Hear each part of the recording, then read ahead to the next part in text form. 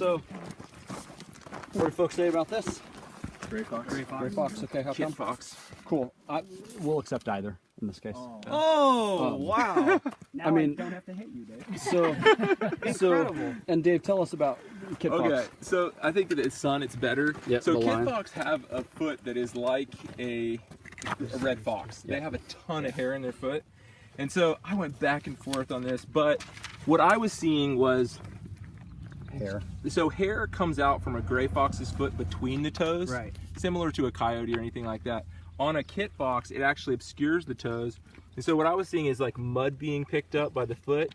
And I was seeing a hair coming out from the middle, which wasn't really that, helpful. But see how the hair comes under the toe here? I was like, hair under the toe. This looks like kind of like a little bar almost, kind of like a red fox. And yeah, it's the right size for a gray fox. But I think the hair coming under the toe really tipped me into kit fox. What do you think about the roundness of the toes? Well, Yeah. And it's very like it's The not- size. It's not really you toe mean forward. because kit fox toes tend to be more pointy? Yes. Yeah. I think I went back and forth about that, and in the end, I think that I just decided that I thought it was The hair the was your hair strongest was. clue. I thought that the hair under the toes is not something that I generally see in gray fox. Seems pretty hairy for a gray fox. Um, Does. the shape was Yeah, I hear that too. And the toes are just so big, and the metacarpal pad is just. I mean, I know it's obscure, but like there's still a lot there going on, and the negative space is like pretty tight in here still. And I've seen in old. This is like caked up. It used to be, really moist mud. When you make tracks in there, like there's so many little creases and fine detail and lines that get picked up that make it seem hairier. I've seen that before at least. Yeah. And yeah, so I thought it had more of a classic gray fox look. Cool. Size-wise? Can we measure? Yeah. Yeah, I mean, right off the bat, it's fairly large for a kit, perhaps.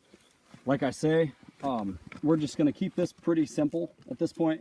I'll just put it right out off the bat.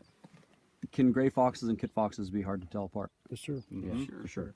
And so, yeah, I think the arguments both of you guys made, both sides made, is great. We do have these big, rounder, sort of meaty toes. You've got larger heel pads showing up, a lot of space, round. But then, we do see lots of fur. But these could have been made. Do gray foxes put on fur in the wintertime when it's colder, like any other animal?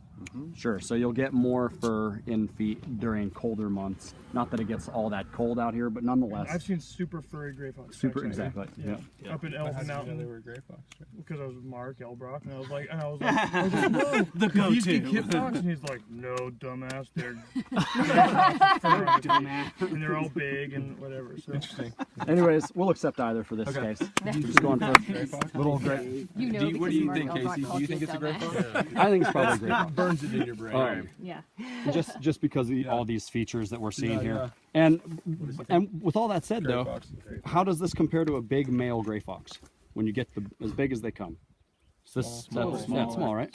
So gray foxes will get considered larger, and that just leans it more into like, ooh, you get these little gray foxes that are, where I'm from in New Mexico, I grew up mostly looking at little tracks like this, where you're just like, damn, gray foxes are tiny, and then you see the big males every now and again. But yeah, so when you get into country like this where there's kit foxes, gray foxes can be tiny. Yeah. So it's like, it's hard. It's hard. Yeah. So, and especially, this is probably the better of the tracks. When you see these things in sand and stuff, just so you all know not to stress out too much about it, I'm not going to be able to tell you 100% when tracks are crummy, whether it's a kit fox or a gray fox. It's just, maybe it's possible. I don't have that skill set. Probably the best way to indicate foot would be just a really pointy, in this Yeah, a same little substrate. gray foxy type. Red foxy type appearance. Yeah, totally. So all right, cool. Go ahead. I can.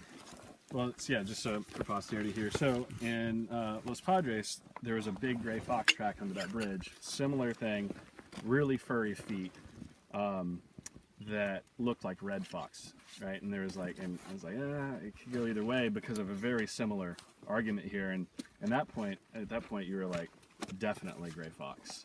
And so was that just a size thing that was telling you that? Because it was a Probably. very similar argument around fur, and it was the palm pad wasn't super robust, the toes weren't super robust, but you and Jonah were like, no way, gray fox. So just curious, like what made you feel so? I wish I could remember. I don't remember the questions the same way you guys do. Cool. Do you remember sorry. 7 years ago? No,